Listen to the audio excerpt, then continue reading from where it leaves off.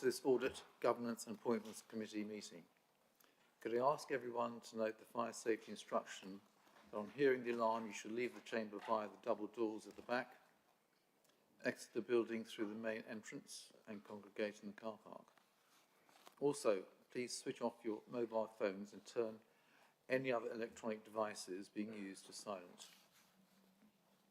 I would like to remind everyone present that this meeting is subject to an internet webcast recording where the proceedings are capable of repeated viewing. If you are seated in the public area of the council chamber, it is likely that your image will be captured by the recording cameras and result in your image being part of the broadcast. This may infringe your human rights, and if you wish to avoid this, you should leave the public seating area of the council chamber and move to the upper public gallery. If members are, for any reason, not present for the whole debate on an item, you should consider and seek advice as necessary on whether it would be appropriate for you to vote on that item. May I remind members to declare any interest when this item is raised on the agenda. So welcome all. I look forward to a constructive meeting. Item number 1, apologies for absence. Mrs. Borman, do you have any apologies? Yes, Chair, thank you. Apologies have been received from Councillor Barrett and Councillor Marsh, Councillor Kendall and Councillor Reid. Oh no, not. We haven't got, sorry, it was meant to be Councillor Slade, but she's not here. We're substituting, but... Councillor Hurst. It is working. Sorry, Councillor Slade is unfortunately delayed. Her train is stuck between Stratford and here, and she's intending to sub for Councillor Marsh, but will be late and apologises for it. Thank you, Councillor Hurst.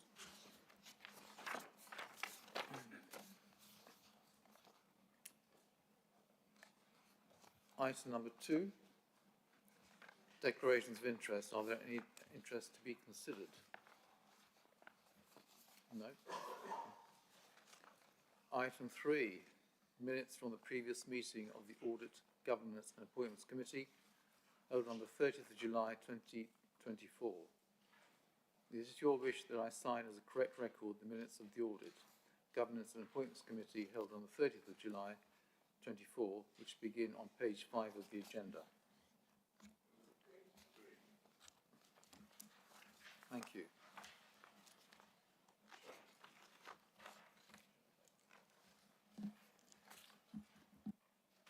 Councillor Barber. Thank you. Just a matter arising from those minutes, if I may. Mr. Birkinshaw kindly sent me a copy of the final report for the Disaster Recovery and Business Continuity Report as the action. However, I think it may be the wrong version. It's the 2021 final draft rather than the May 24 final draft. Apologies, I haven't been able to spot that earlier, but if I could ask Mr. Birkinshaw to come back to me with the latest version, I would be most grateful. Thank you. Thank you, Councillor Barber.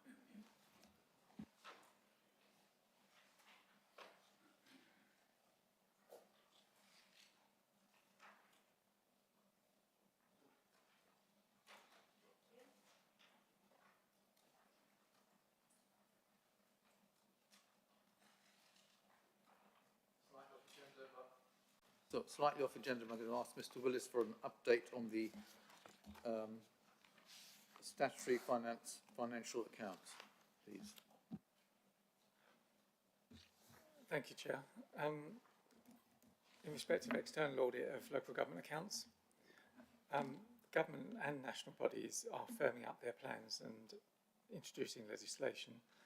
There are backstop dates for the final audits of accounts for relevant financial years, and there's a recognition that some audits will need to be disclaimed.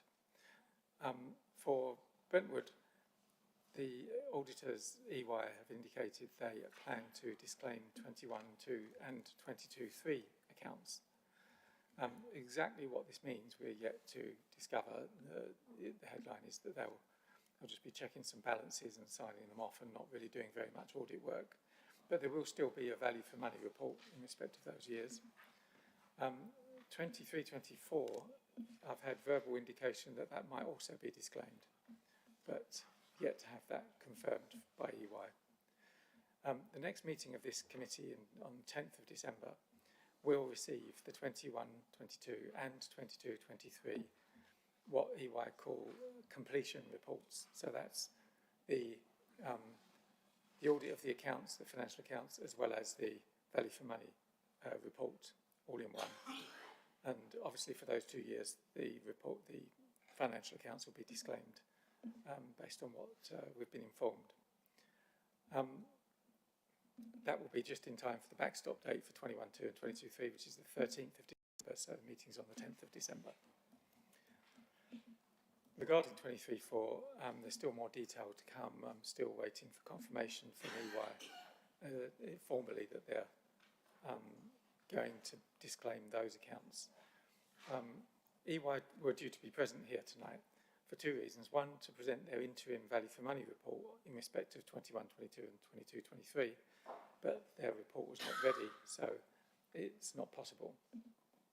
They were also going to present the 23-24 audit plan, which sets out what they were planning to do the audit of those accounts. But given that they've said they're minded to disclaim those accounts, there is no need for an audit plan. Hence, EY are not in attendance tonight. So when there's more to say, I'll be able to inform the committee, but as a minimum, you should be expecting the completion reports from EY and their attendance at the next meeting in respect of 21-2 and 22-3. Thank you. Thank you, Mr. Willis. Item number 4 is the Internal Audit Progress Report, page 11. This report is intended to inform the Audit, Governance and Appointments Committee of progress made against the 23-24 and 24-25 Internal Audit Plan. I think Councillor Davies would like to comment. Thank you, Chair. After the last meeting of this committee, in the leader's absence, I called a meeting with senior officers. It had appeared that over the last decade, internal audit risks and concerns seemed of little or no importance, and some issues were not raised and addressed. You will now see the issues of concern raised on every agenda, and each chair taking responsibility for the actions required. This action demonstrates how we, the Joint Administration, are not afraid to challenge and will act and ensure we deliver the standards of service our residents deserve. The opposition are quick to criticise, but have been clearly involved and led this over a decade of decline. We are stepping up to address these problems, and these are identified in this report. Thank you, Chair. Thank you, Councillor Davies. Mr. Bingham and Ms. Combrink, do you have anything to add to the report? Thank you, Chair. So I'll take you through the progress report. You'll see that we've got the two final reports from our 23-24 plan included in the progress report. We previously didn't bring that because we were waiting for the full management response to those reports, which we now have. But when we presented our Head of Internal Audit annual report for 23-24 to the committee at the last meeting, we did include the overall conclusions from those two audits in that annual report. We just couldn't present the full sort of report as part of our progress report. So those are now included. You've got the vehicles, plant and equipment audit report. That was limited, two high priority recommendations and 3 medium. Some of the findings in this report are similar to the corporate estates audit report that we previously presented to the committee. This report focused on the non-property assets. The high priority recommendation was around the fact that there's no central asset management system. So there are various registers in place across different services, and there is the fixed asset register that's used for accounting purposes. But there isn't enough detail in that register to really serve as an asset management system. We also found no formalised long-term planning or budgeting around the future replacement of these assets, no strategy, policies, procedures around managing the assets, The responsibility for individual assets are not assigned to specific individuals, and no physical verifications being carried out and reconciling those back to the fixed asset register. So management's response to these recommendations is that the fixed asset register will be used as the system, but it needs to have more detail added. And so that's what's going to be implemented over the next few months. And then acknowledgement that that fixed asset register then needs to be circulated more regularly to officers so that it can be kept up to date and that it can be reconciled back to the assets that are actually in place. So those recommendations have been agreed to be implemented by March 25. Obviously, it's going to take a few months to get those processes complete. The other report you've got is the main financial systems. We do a main financial systems audit every year. We rotate the specific areas that we look at. So in this audit, we looked at general ledger control accounts, IT general controls, and accounts receivable and accounts payable. The report was moderate limited, 1 high priority and 5 medium priority recommendations. The high priority recommendation was around control account reconciliations. At the time that we did the audit, some had not been completed, some were overdue, some had not been completed on a timely basis, and also some didn't have an independent review carried out over those. Obviously, that is a very important control in any organisation, and a key control really against, in respect of detection of fraud. So it is important that that is implemented. Management has agreed the recommendation on that, and it really came down to staff shortages in the finance team at the time, but has agreed to implement that by March 25. And then we had some recommendations on accounts receivable around the timeliness of raising invoices. We found insufficient debt recovery actions in some of the samples that we tested. And both of those points have been agreed to be picked up by a new transactional supervisor role that's been created in the team. And the agreement is for those to be implemented by December. And then on accounts payable, we had 3 medium recommendations. The findings were around validating changes to supplier bank details.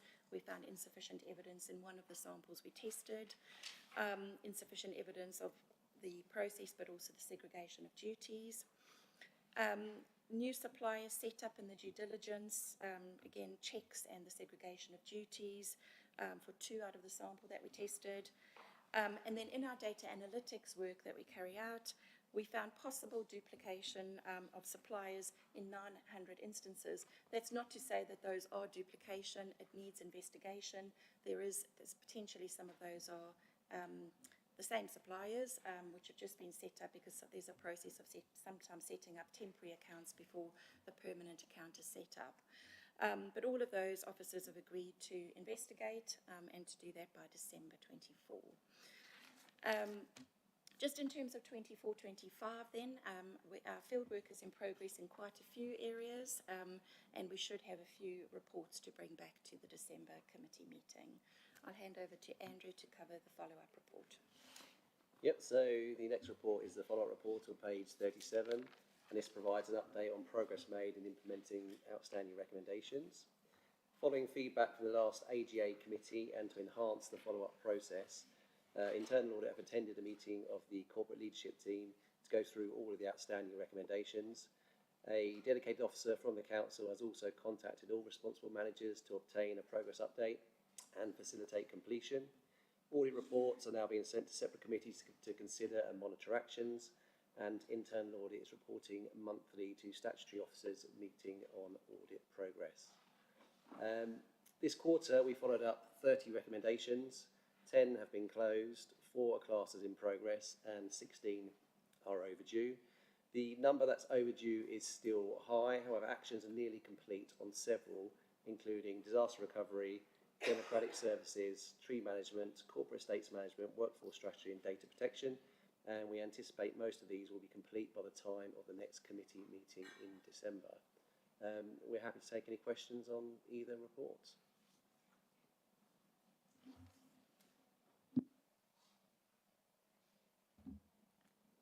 Councillor Hurst. Thank you, Chair. Thank you very much for the reports. I mean, obviously, this is very much the heart of the activity of this committee, to be updated and understand where the strengths and weaknesses are and what actions need to be taken. And I was very encouraged to hear Councillor Davis report on the action that she had taken herself with officers since the last meeting. So thank you for that. It's looking through the details of the report. It remains the case that a number of high and medium recommendations have actually been rolled over again from their previous due dates. Just looking at pages 39 and the others, 30, 39 and 40, etc. You can see that the Section 106 actions have been rolled.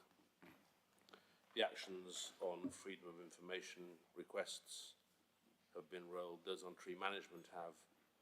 Those on corporate estates management have. And on workforce strategy, and indeed on data protection. That's a number, and I like the sound of the new process that you've put in place. Obviously, there are a number of senior officers here with us this evening. I don't know whether it would be good just to hear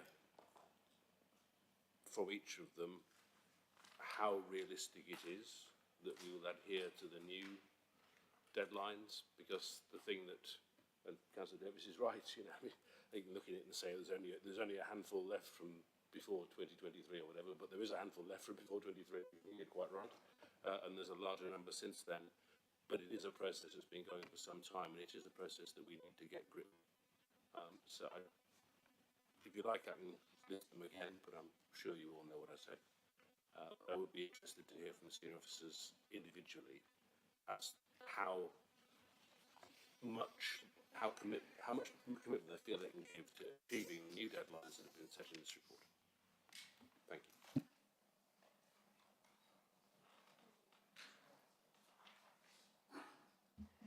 Please do. Yeah. Yes, Chairman. I'll provide general comment and a couple of specifics on areas that may be within remits that I'm progressing, but obviously colleagues may wish to add to that as well. I think the issue that arises, and obviously the work that's been done, that's been referenced by Councillor Davis and our colleagues from BDO, is that point that you make at the end around that focus on achieving the delivery of the audit recommendations. I think it is important to reference, as was mentioned by Andrew, that many have been progressed to a reasonable or significant degree, albeit it's taken some time, and they do go back a number of years to close them off. But examples around the disaster recovery, specifically that is scheduled for the 11th of October in order to conduct that, fulfil the recommendation that sits. Some are obviously moving, so if we look at the freedom of information training, we'd like to roll that out, but we're conscious at the moment we have 3 e-learning activities taking place across the organisation around GDPR, cybersecurity and health and safety. And therefore, whilst we'd look to seek to achieve some of the recommendations and the actions that are set, that does obviously take a degree of pragmatism, and is it helpful for us to roll out a 4th simply to achieve that completion? But as I've referenced in there, it is set out for completion in Q3, which will take us to the end of December timeline. I think on the issue of data protection, which is fairly new to the organisation, and picking up some of the issues around that and the weaknesses that were identified, and as you would expect, both at Brentwood and across Rochford as well. When we investigate, and whilst we do have support through an external consultant, that equates to 15 hours a month across both organisations, nowhere near sufficient to deliver the changes that we need. So that has escalated a number of meetings with them. I think in fairness on the data protection, whilst we will seek to address them, there is a wider piece of work to pick up a number of other issues to ensure that we're not only addressing the internal audit recommendations, but taking the data protection arrangements to where they need to be to protect us and be sustainable in the future. So we'll work towards them, but there will be further actions. I think that's important to recognise, that we're not just delivering against some of these. I think in terms of that focus that's been mentioned, it's probably worth me just reiterating some of that and expanding on what we've done, as well as obviously Andrew attending CLT and as identifying a member of the transformation team who now meets with directors and corporate managers on a monthly basis to go through a number of activities and projects, performance measures, and including audit recommendations around the work which we are doing. We're also establishing, on the back of the development of the corporate plan, which is due to go to full council, having been to the recent assets committee, internal governance arrangements that provides us with a sustainability and a long-term view rather than simply that initial interjection that's happened in the immediate term following the last meeting, to make sure that we address and bring forward the completion of some of these recommendations. So that will see, and has been subject to CLT, internal boards focused on being a well-managed authority, corporate governance group underpinning that, and a transformation board, in order that these remain the focus throughout, not only in the current audits that we have, but going forward as well. And establishing the frameworks to deliver. So examples, we've established a data protection working group that will feed into a new information governance working group that again is referenced in the recommendations, of which terms of reference have been provided and which will be meeting for the first time shortly. So I'll touch upon some of the issues in terms of freedom of information, data protection, some of the information governance things that I can specifically comment.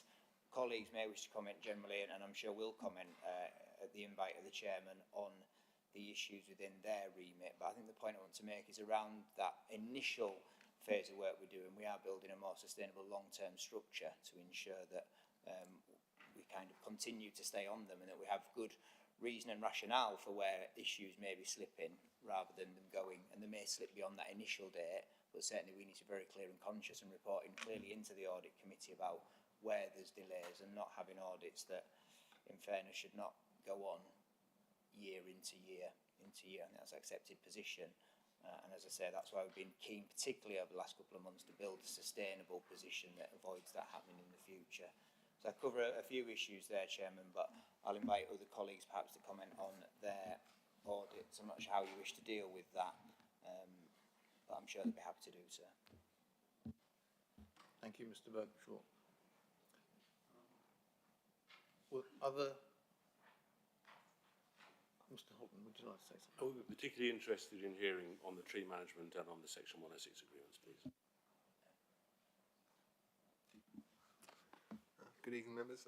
Thank you. So, with the tree management slippage, I guess is in many ways my optimism in being able to deal with the IT side of the aspects. So both have dependencies on the IT and ensuring they had good computer management systems in place, and frankly that has taken longer than I anticipated, but we are now beginning to make progress as we expected, and that was really the main delay, was around ensuring that we had a digital asset map, which is something I kind of presumed we had in a compatible format. I don't want to go into too much detail, but sometimes these things can be quite frustrating. It's no reflection of our IT department, it's just it is what it is in terms of sometimes resolving these things take longer than expected. And I think that is the main, there's the main hold up within the sort of workflow. I mean, if you look, there are progress against many of the other aspects where we've been able to do so, but you'll see that there is mention around the Ease Retrieve as a software, and it's a back behind that in terms of mapping out our assets against the trees. None of that data was digitally available at a time that I expected it to do, so I just made that presumption that Brentwood would have that compatibility at the start. So I hold my hands up, perhaps it's something I should have checked on before making that assumption, but that was probably the key slippage. But really we are back on track, we are beginning to get back on track. Good. Thank you, Mr. Houghton. Ms. Goodings, Section 106, please. Thank you. So in terms of Section 106, obviously the emphasis has changed slightly since these recommendations as the Council adopted SIL, Community Infrastructure Levy, in January this year. So the team have been working on the mastering. It's quite a complex process to make sure that you get the admin right in that. So the team have been concentrating on making sure that that's right. We've had a specialist consultant team supporting with that, but we've also implemented a new software called Exacom. So that software is being used initially for SIL, but we are also looking to use it for the historic active Section 106 agreements. and that is something that I am hoping to get an additional resource in, a temporary resource in the next couple of weeks, which will be able to work on, from a Brentford perspective, adding those active Section 106s into the Execom system, so we have all the information in one place. But also the team have been working on a governance process, a whole governance process for how we spend SIL. As you probably all know, members, Section 106, the legal agreement is quite specific on what you can spend it on. SIL, it will be for the decision of members to decide what to spend different things on in terms of your own priorities. So that needs a whole governance process set up around it, and that will be coming back to members in the next couple of months for approval of that process. So I'm fairly confident around all that in terms of the deadline that I've got on there of January next year. I am looking to recruit a permanent resource who will lead on this across Brentwood and Rochford. Whether that will be quite complete by the end of January, that will depend on the recruitment process and the availability of successful candidates. But as I say, looking to get a temporary resource in until the end of the year anyway. But happy to take any questions, but the sound quality isn't great, so you may have to bear with me. Thank you, Ms Goodings. Any questions for Ms Goodings? Thank you. I think my question was answered. Obviously, there's a requirement for resources if that January 25 deadline is to be hit. Thank you, Ms Goodings.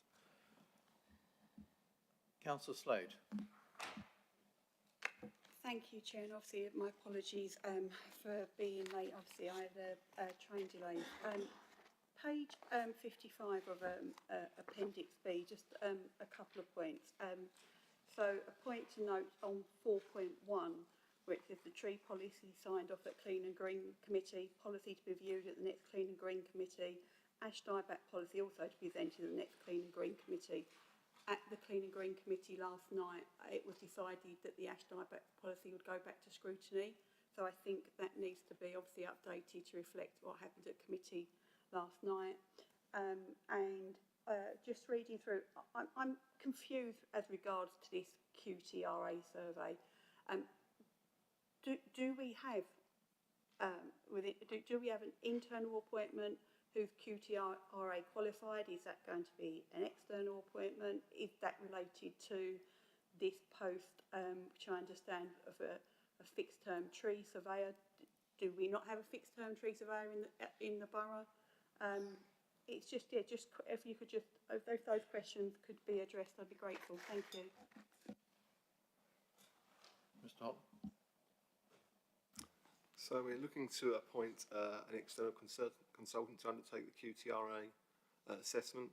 Although we do have someone that's qualified to take up QTRA works within the council, we recognise that no progress has been made against this for a significant amount of time with existing levels of resource. So an additional resource has to be acquired, and so this is the quickest way of getting back on track. And so we took that view in terms of meeting the deadlines. What we do is we get some external resource in, which which the budget allows for, and we use that to ensure that we deliver this on time. Thank you. So just to clarify, but we do have within the council structure, we do have an officer who's QTRA qualified. Yes, that's correct. Thank you. Councillor Poppy. Thank you, Chair. Again, for Mr Hodden, you were saying about the tree management is all to do with IT, but at Clean and Green last night, you seem to have a different view to your colleague on whether you'd consulted the tree officer or not consulted the tree officer, or the tree officer disagreed with what you were saying. So I'm just wondering if that's also caused this slippage, or is it just purely the IT? It just seemed, I was confused as to what the right answer was. You seem to be having a different answer to your colleague last night. My apologies. I don't intend to be confusing, but yeah. No, the slippage is we mapped this out quite clearly. It is an IT issue. So the QTRA requires, well, it doesn't require, but it's much easier to have that digital data set, which basically says, here are your assets mapped digitally, and you can overlay the national tree database that we had. It took far longer than I anticipated to get the data. And if you notice that each time we said, oh, we'll only take a couple more months, because I kept thinking, well, it won't take very long to sort this IT issue out. And it just dragged on, unfortunately. But it has been resolved. We have two layers that talk to each other, and that's the starting point for saying, there you go, you can see where our high-risk areas will be, with trees against assets and footfall and that sort of thing. So that should be able to come back in for January, which is the time to go in, same thought.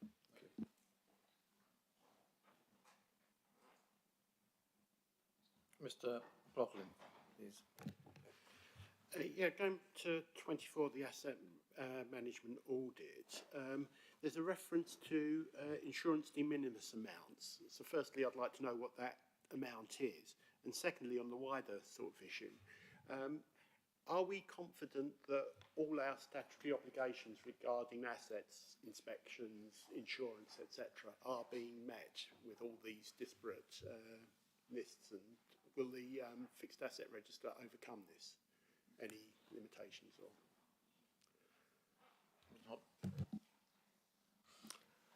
I mean, I believe so, yes. And so I think it was a slightly frustrating audit, I think, for BDO and for ourselves, in terms of there were quite many departments involved, which I think highlighted the need for that central thing. But the simplest solution is, and most of it is in place, that insurance do hold that repository of an asset list. It just needs tweaking. And so although I've given fairly generous time scales to resolve this, because I've just had my fingers burnt with the IT issues, I want to ensure that I've given time to give consideration to that. This is a fairly straightforward thing to do. You know, the lists are there. They just need putting into one place, really. And what is the de minimis limit, just for information? So, you know, that's something for us to determine. I think we said we're going to determine the de minimis limits on there. We'll take a view whether that should be the same as the insurance limits, or whether we want to go lower. But that's something we'll take back into the sort of corporate team to discuss. Councillor Slade. Sorry, Chair. Going back to Appendix B 4.1, the Council should develop the priorisation of work document to add specific implementation guidance related to trees, including timescales for responses. The work in Hutton South has been aborted under the Woodland Management Plan. The recommencement of those works, will they fall into that category?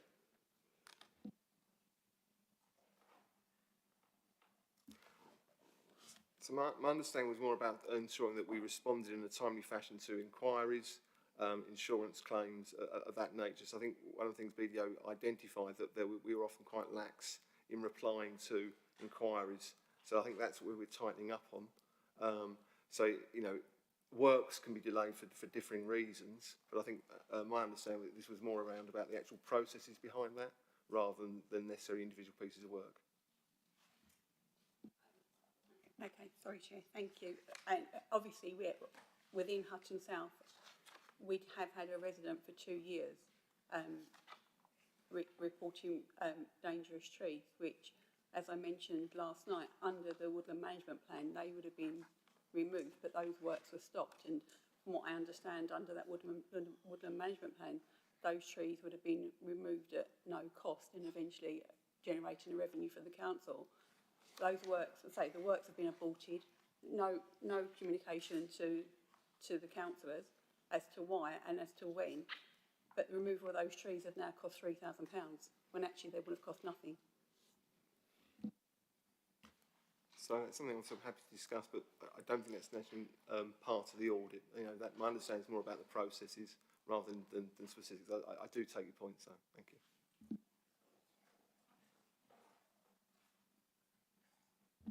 Any other comments? Go to the recommendation. It's to note the progress made against the 23-24 and 24-25 internal audit plan and the findings from the audit completed since the last committee meeting. A vote to be taken by show of hands. 4. Against? Abstain? Motion is carried. Thank you very much.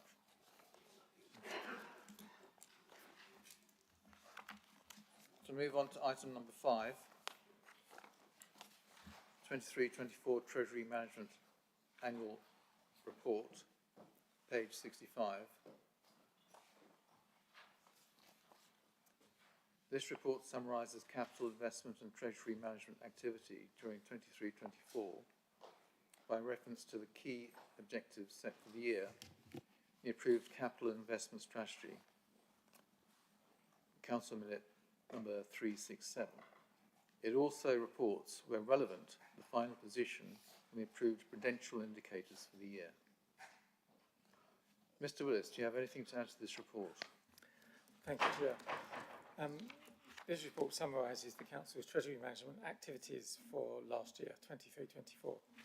The report describes the investments during the year and the income generated from those investments.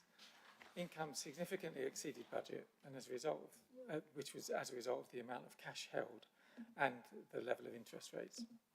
It also details the debt position for the year. There was no new borrowing that took place during the year, but there was a £25 million drawdown from a pre-agreed borrowing supplier, Phoenix. The no new borrowing was possible partly because of the planned drawdown that I just referred to, but also the relatively low capital expenditure for the year, so we didn't require to finance as much as we thought. I'm happy to answer any questions, Chair.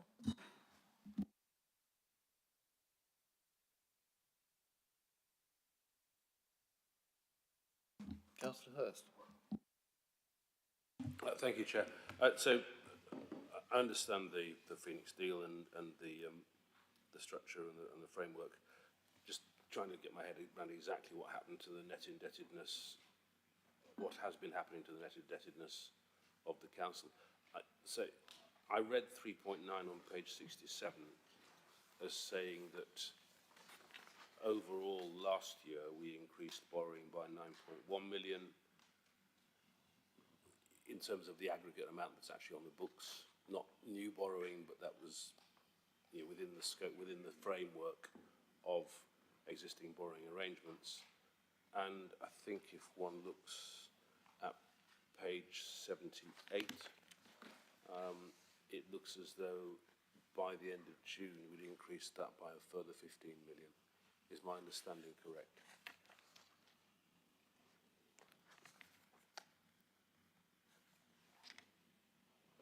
So that's pages 68 and 78.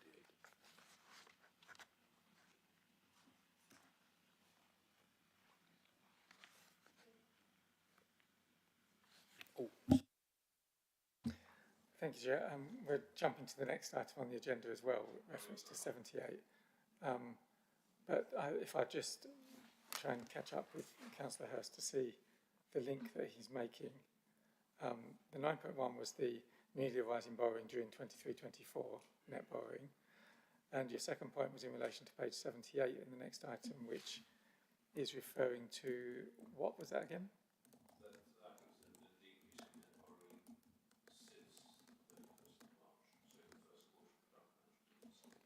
Yes, yes. So we would be, whatever the end position in total amount of external borrowing or total capital finance requirement as at the 31st of March 24, which is the end position in the report that's up before you right now, will be the starting point. So anything beyond that is going to have an impact. And for the next quarter, there wasn't any more borrowing apart from another 20 million from Phoenix that we drew down, which I will come to.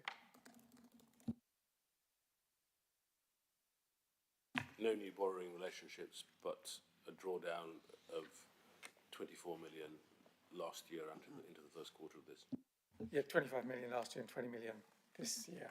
That's the 45 million, just over 2% that was agreed at the time.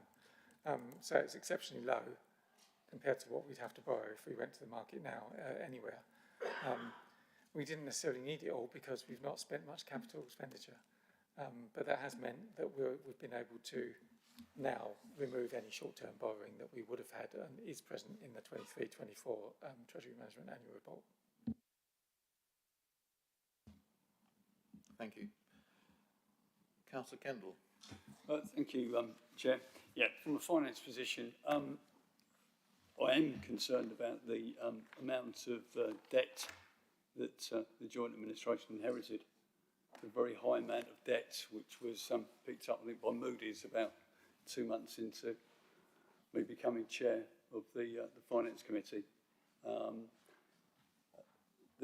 Remember BBC Radio Essex asking me and saying, you know, why are you the 9th highest council with debt in the country?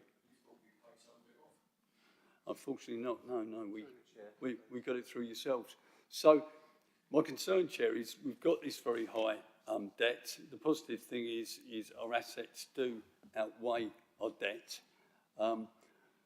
What is also concerning is our capital programme has been driven by borrowing, it's not been driven by capital receipts.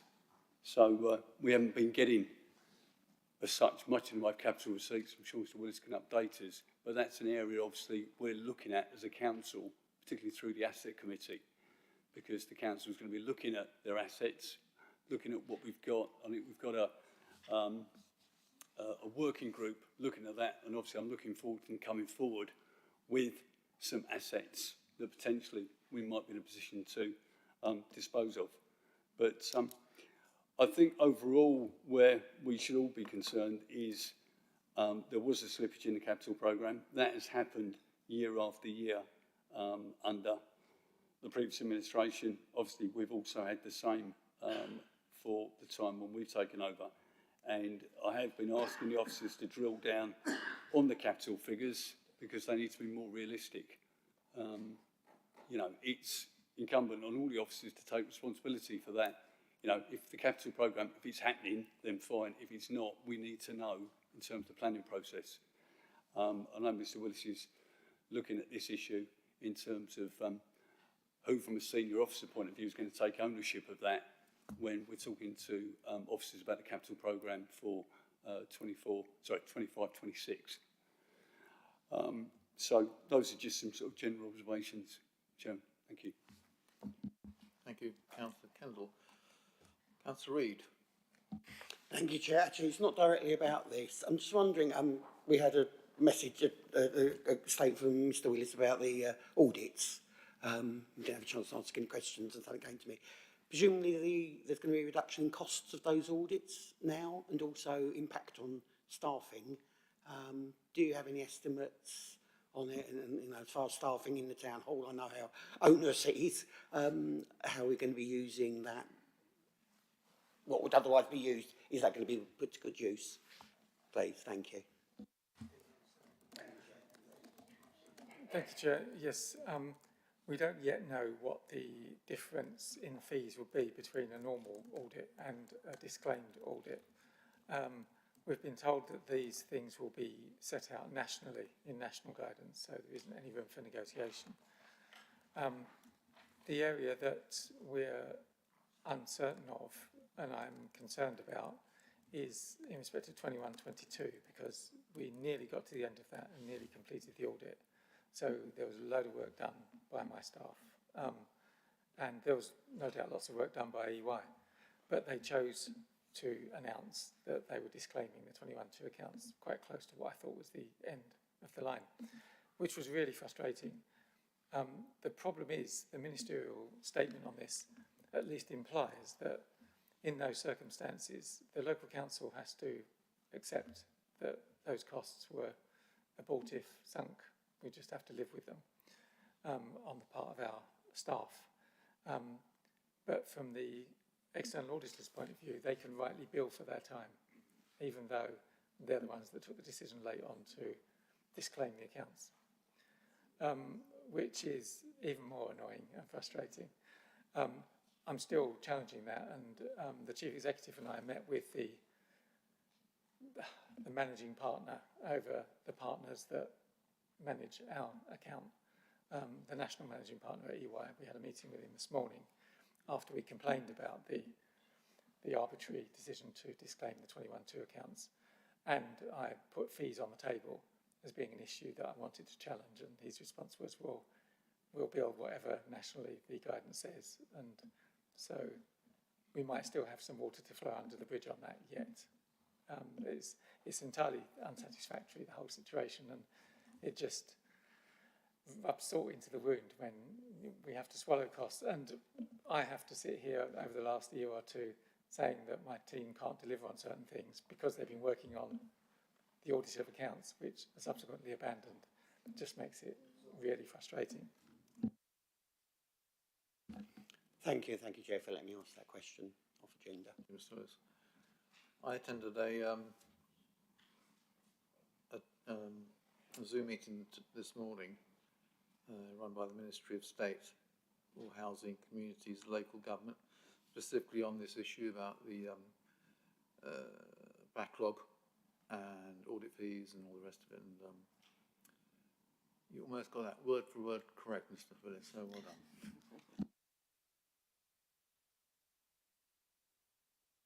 Councillor Poppy. Thank you, Chair. Mr. Willis, you were saying about income, so I'm assuming because we took down the 25 million, etc., we've been loaning that back out into the markets and earning from that, yeah? I'm sorry. Chair, where we can, yes, we would have actually used it because we needed to borrow something, and we wouldn't go to the PWOB to borrow if we've got that money, even though originally the purpose of that, drawing that down, was intended to fund the HRA capital programme. Well, that's not spending, so we can use it on something else that we would otherwise have borrowed for. Agreed. This is the point where our assets do actually outweigh our loans anyway, our borrowing anyway. So we're actually loaning money out into the market. That's the difference, and that's where we could have paid back loans if you'd have wanted to. But thank you very much, Mr. Willis.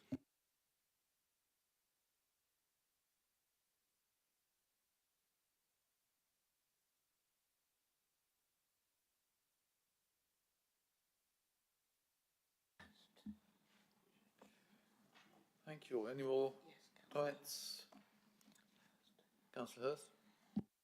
Yeah, I'm afraid you tempted me in with two attempts at the year-end closure of accounts. I'll let it go past the first time. Can I just re-emphasise what you've just described underpins the point I've made at several committees before, which is it is time for us to step out of the PSAA. I can only say that the other bodies which I have responsibility both have had their 21-22 and 22-23 accounts signed off with a true and fair opinion, and we will be signing off our 23-24 accounts by the revised deadline for this year. And it may have cost us a few thousand more than if we'd gone through PSAA. Actually, in the first years it was a bit cheaper than PSAA, but I'm sure over time it's become more expensive.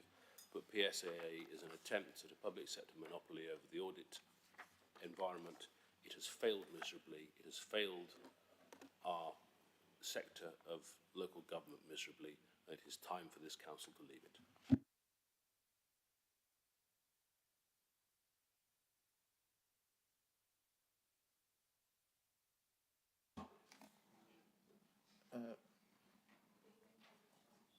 Mr. McLaughlin.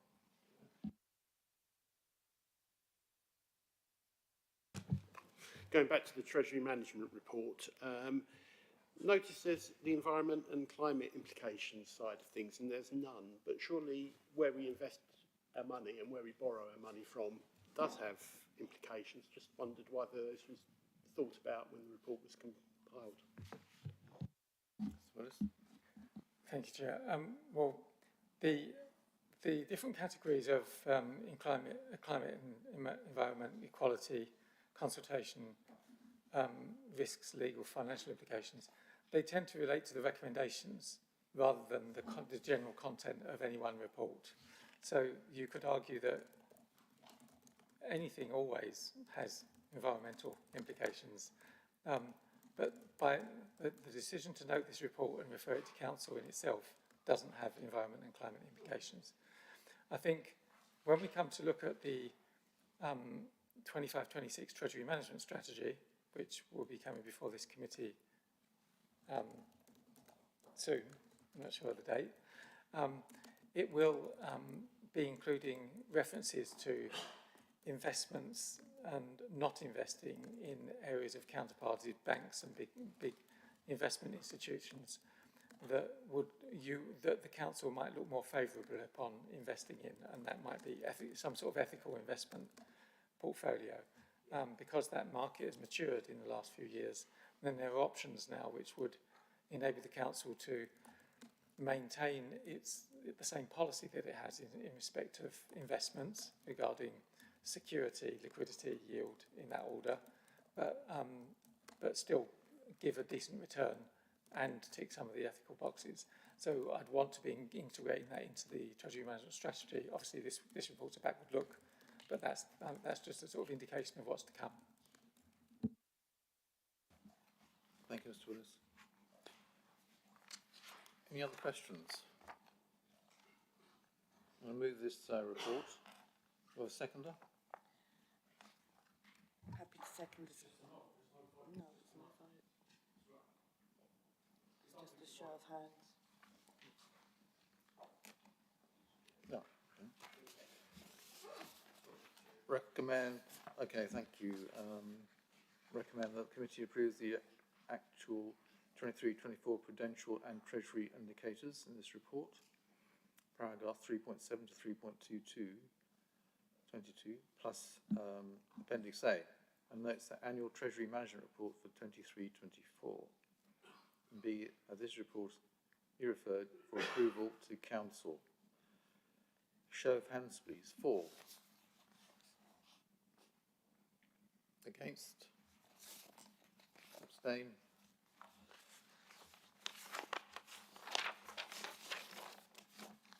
The motion is carried.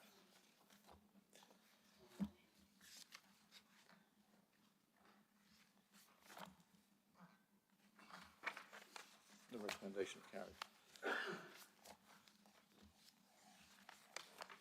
Moving on, item number 6, 24-25 Treasury Management Q1 Report, page 75. This report summarises capital investment and treasury management activity during the first quarter of 24-25 by reference to the key objectives set for the year in the approved capital and investment strategy, Council Minute 396. It also reports, where relevant, the position on the approved prudential indicators for the year, where these are available in year. Mr. Willis, do you have anything to add to the report? Thank you, Chair. This report's just requesting the committee to note the Treasury Management activities in the first quarter of this year. Again, there's no new borrowing that's taken place over that period, apart from an additional 20 million on top of the 25 million drawn down from a pre-agreed borrowing source. It's possible if the capital programme is not delivered as quickly as planned, then relatively high levels of cash will continue to be held. If interest rates are slow to reduce, as economic indications are that they will be, then it's likely that investment income will again exceed expectations for this year. These matters will be further explored in the Q1 monitoring report that will be going before Finance and Resources Committee on the 16th of October. I'm happy to answer any questions, Chair.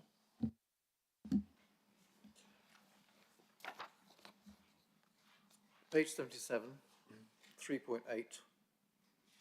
The final column for actuals 24-25 to 30th of June is blank. Can you explain that, please?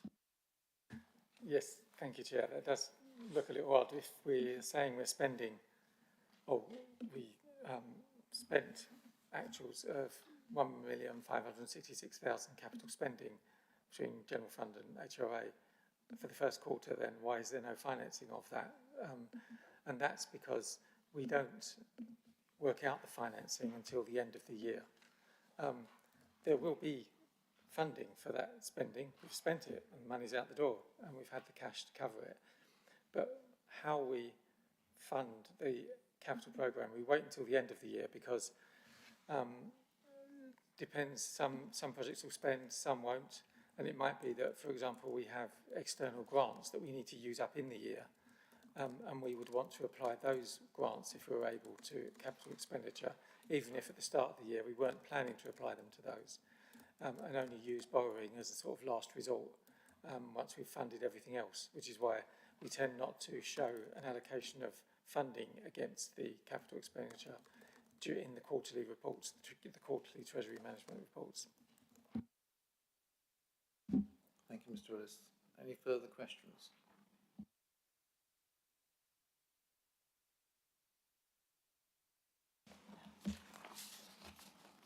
Recommendation that the committee notes the quarterly Treasury Management Report for 24-25 covering the period 1st of April 24 to 30th of June 24.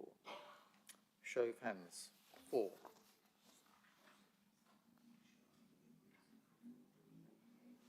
Against? Abstain? Motion is carried.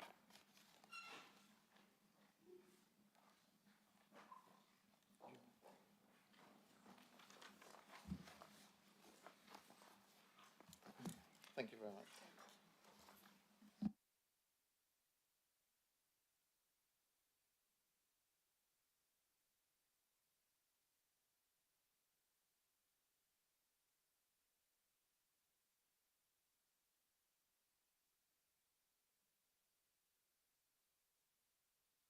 Item 7, review of internal audit services, page 87. Brentford's internal audit services are currently provided by BDO.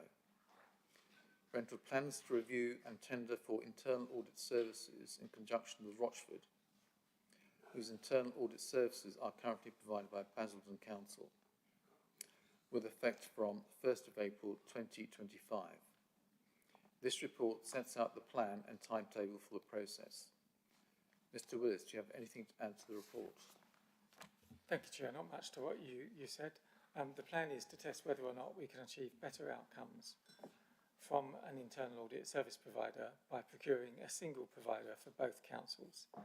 The plan is to have this contract start on the 1st of April 2025, and a further report will be brought before this committee once we know the outcome of the procurement process that we are embarking upon this month.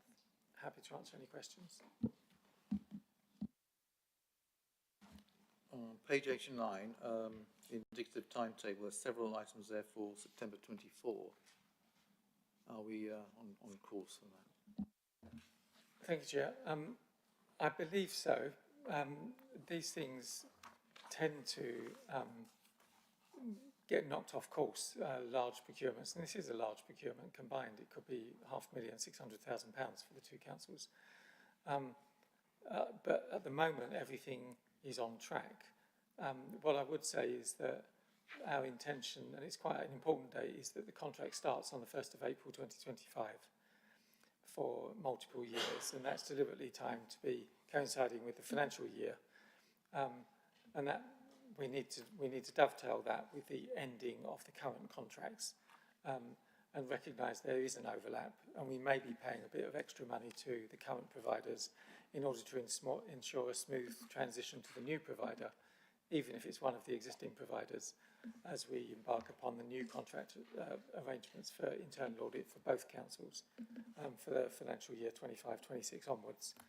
So there's a few areas where there's an element of risk around the timetable, but the end date is a harder end date with a start date of the 1st of April, even if it means that perhaps the new provider, if they're late being appointed and they'll need to mobilise their resources and work out how they're going to go about the contract, if they're late supplying the audit plan that they'll need to submit for 25-26, and that means they're late starting the audits that we've just, the sort of which we've had from BDO tonight, then I don't think that's the end of the world. I think if we miss the first 3 months of 25-6 with no audits, because we're getting a new audit supplier in place and fully up and running, we can still play catch up for the remainder of the year, and I don't think that would be that would place too much risk upon the two councils. Thank you, Mr. Willis. Can I confirm that this is has been presented to Rochford? Yes, it has. It went to Rochford's Audit Committee on the 3rd of September. Thank you. Councillor Davies. Just a question, Chair. I mean, in the report it said that all providers are struggling to recruit, train and retain auditors. So I'm assuming this is across the sector then, that this problem. And is that why it's driving the costs up so much? Because it does seem an extremely high cost. Chair, it is quite high.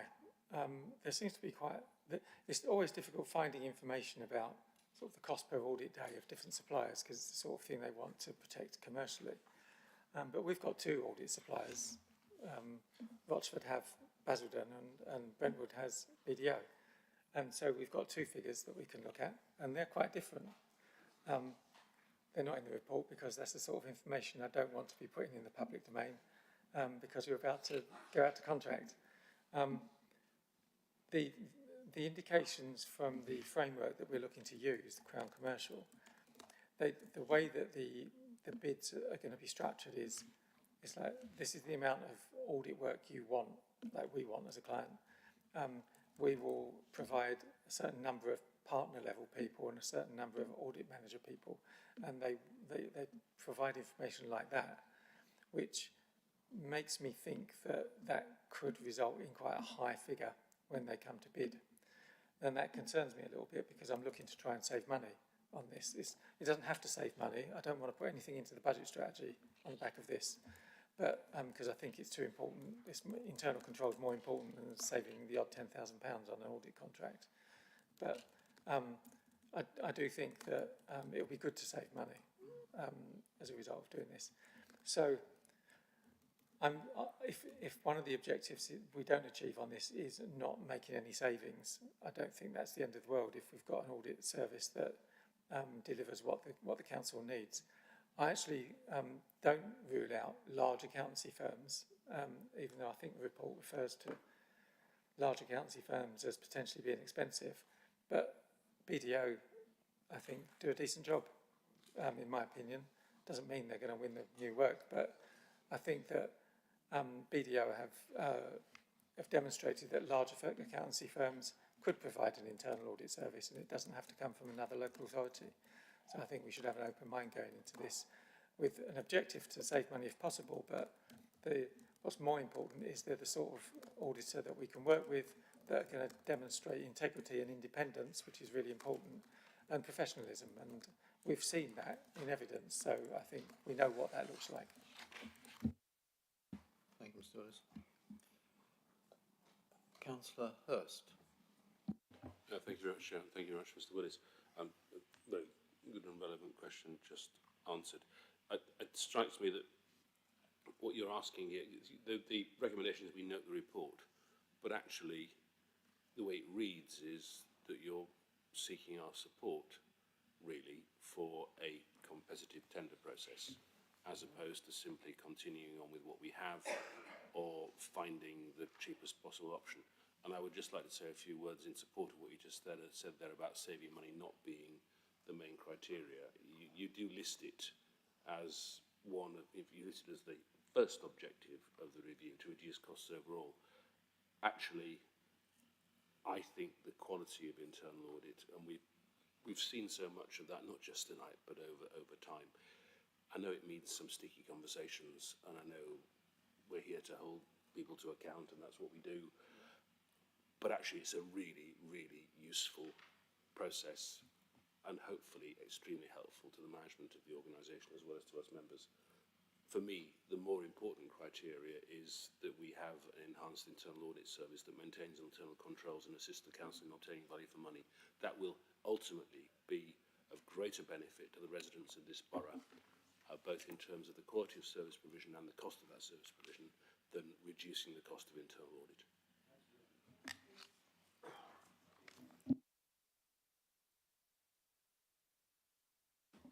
Thank you, Councillor Hurst. We agree with that. Councillor Barber. Sorry. Could I come back and say, does that mean that we should think of revising the recommendation and expressing this committee's support for a competitive tender process? Would that be difficult? Or does it have to go to another committee? Yeah. Chair, I'd welcome that. I have to confess to being ignorant of the actual process. If we were letting a contract for £300,000, if that's what it happened to be, would we need approval for that from members over multiple years? I'm not sure. And even if we did, it wouldn't be this committee. But I think that the principle of supporting it, with even reference to cost being not the most important factor, is useful and helpful for me, because it's the sort of thing I can use in the criteria when assessing bids. If we're weighting bids accordingly, then the cheapest won't necessarily win the work. Thank you.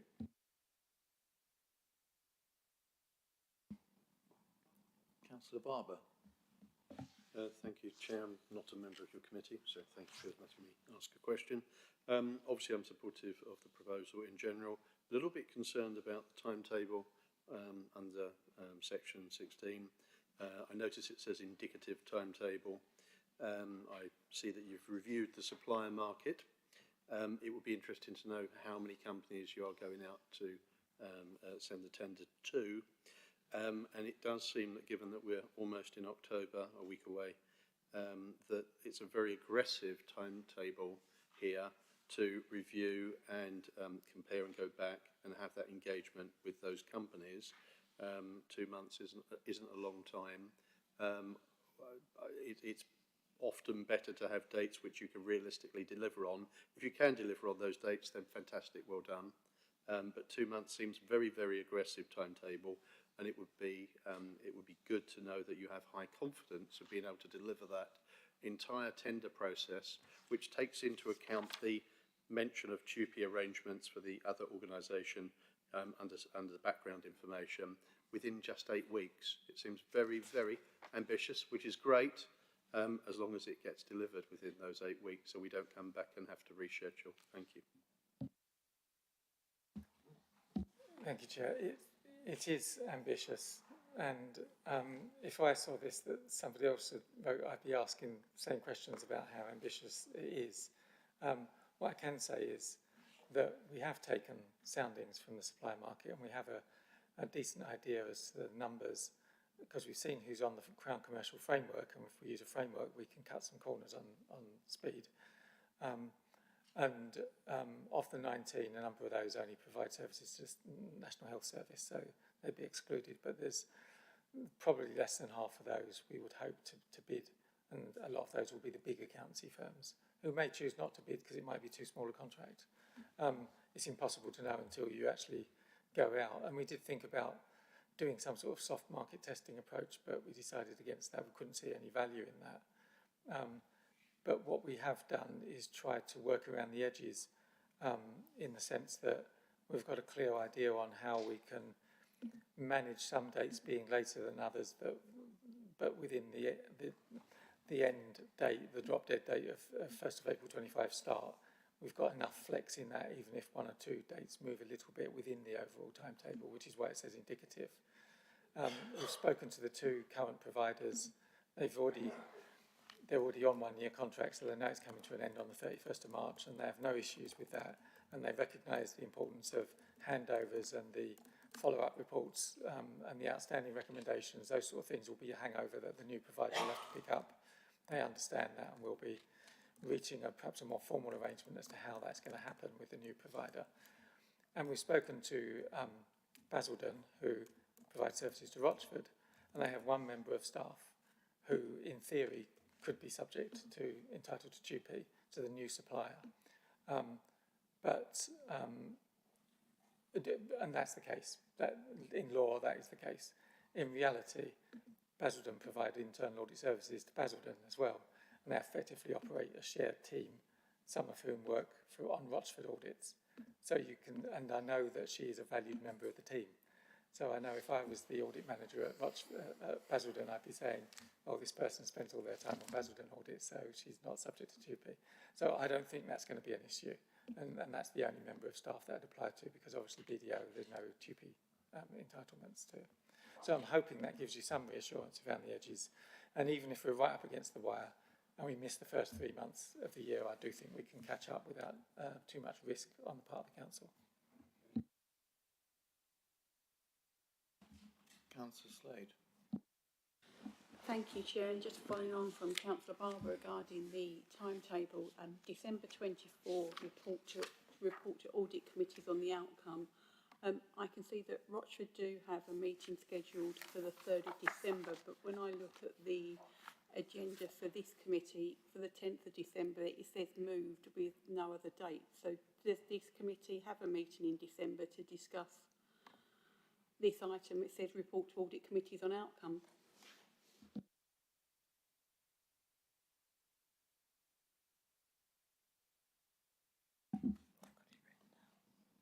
Right, next meeting is the 10th of December. If you look at the, can you see that? Mm. It clearly says 10th of December moved.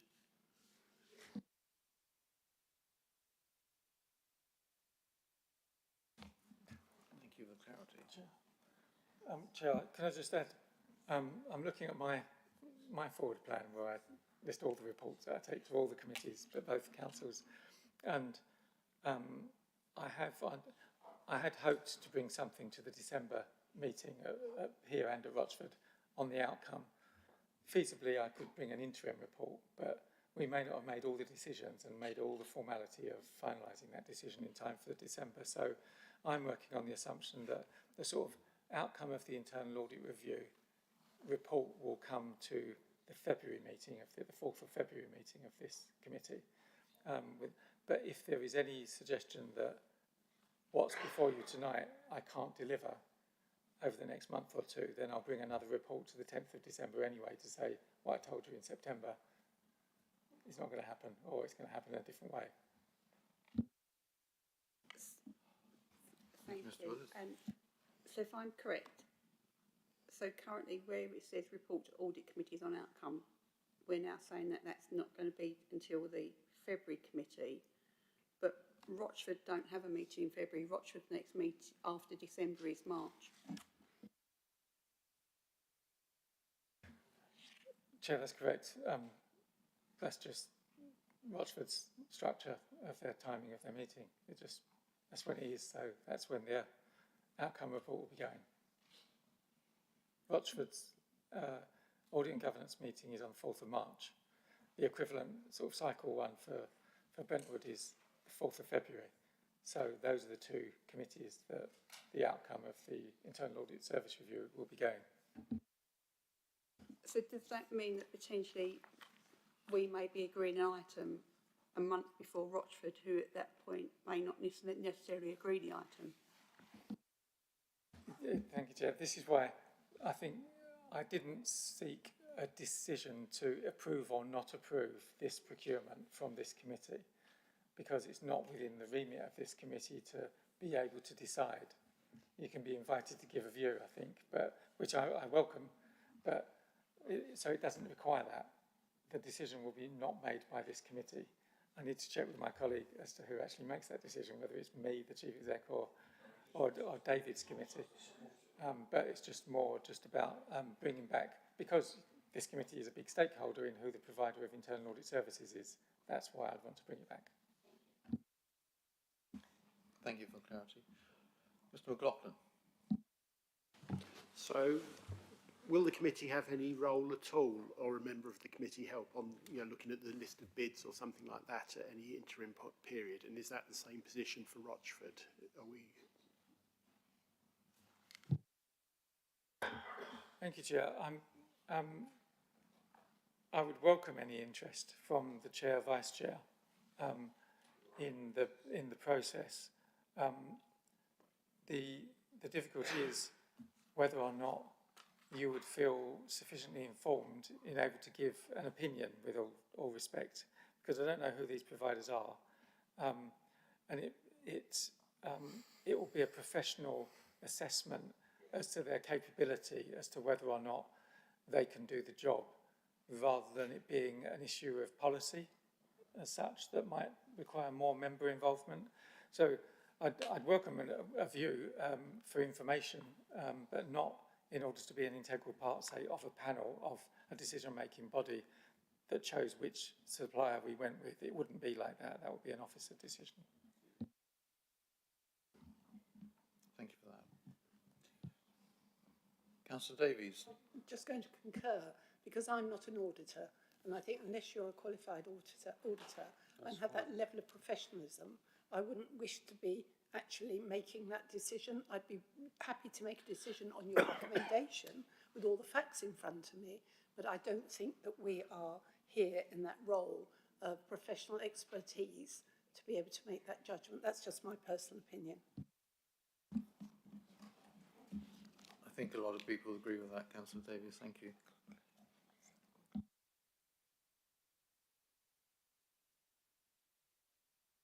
Mr. McLaughlin?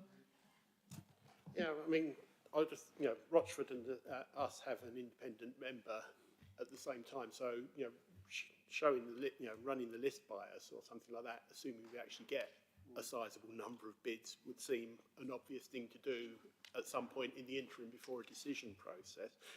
And the other thing I think is going to develop that we're going to have to start looking at is, in some point in the future, a single firm is probably going to be doing audits, that are covering both organisations at the same time, where some of the systems are common or there. So the reports ultimately are probably going to be covered by both committees. So it's just something we need to make sure we're fully aware of when we're doing when the specs, specifications are being drawn up, etc. That we keep things open and flexible for however the relationship develops at some point in the future.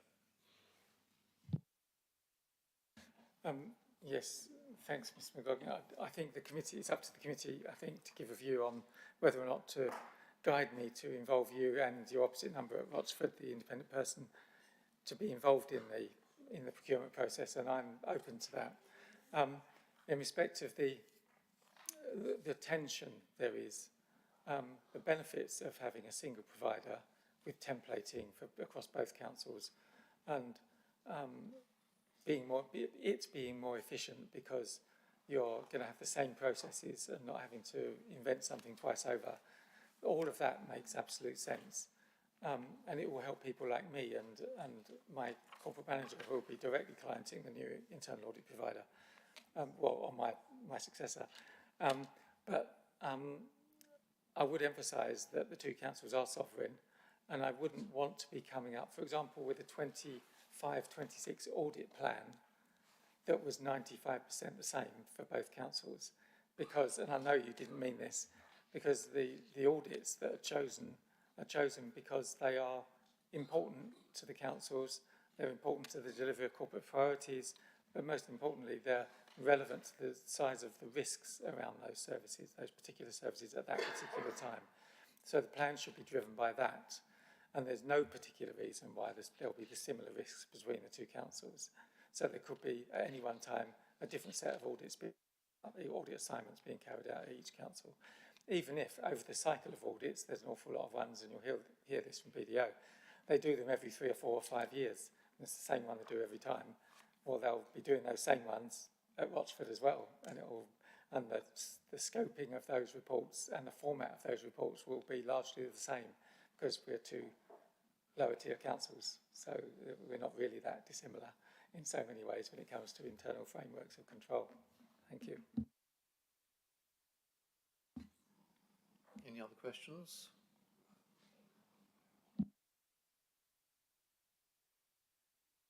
Recommendation is that the committee notes the report and supports the review of the internal audit service with effect from the 1st of April 2025.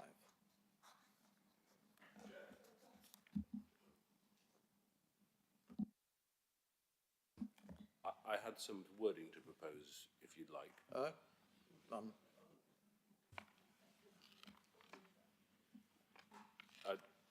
So I was going to suggest that the wording of the recommendation could be amended with your agreement to the committee notes the report and supports the intention to appoint a new provider for both councils through competitive tender and to prioritise the objective, and now I've gone and lost my page, to enable an enhanced internal audit service that maintains internal controls and assists the councils in obtaining value for money. I can repeat that one if you like.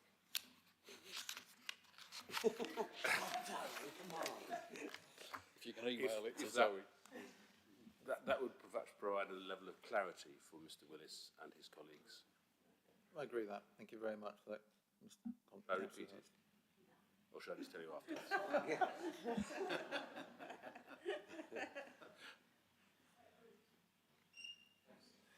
Excellent. Item number... Do we agree?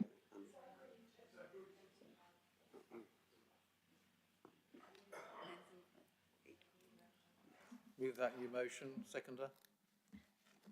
Second it. Vote by show of hands. For? Against? Yeah. Thank you. Unanimous. Thank you very much. Finally, number 8, urgent business. There's no urgent business. That concludes our business for this evening. Thank you for your attendance. Thank you.